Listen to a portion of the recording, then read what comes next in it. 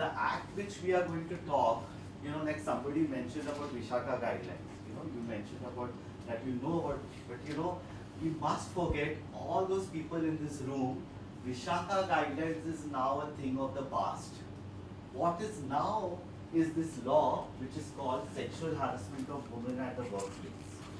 And if you see, it's a big name, but each word has a meaning.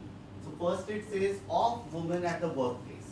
So anybody who would tell you that as per the Indian law whether men will be included or not, as per the law it is not.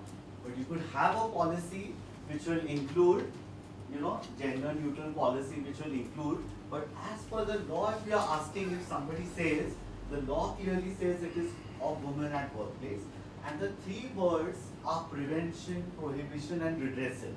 Sadly speaking, many of the well-reputed companies in India, they have given importance to redressal and prohibition, not much to this, the first one. So, we are going to talk later that even if you have the redressal mechanism in place, you have the internal complaints committee, 1 year, 1.5 years has happened after that, there's no single case which is reported. Does it mean that there's no sexual harassment? So that means you have lacked in the efforts in prevention. Just remember, these two are connected. Prevention is connected with redressal.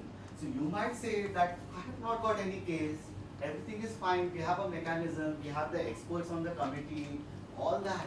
But have you created an enabling environment in which women can report? That is the key thing. So if you don't create that, that means you are not taking efforts to encourage healthy conversations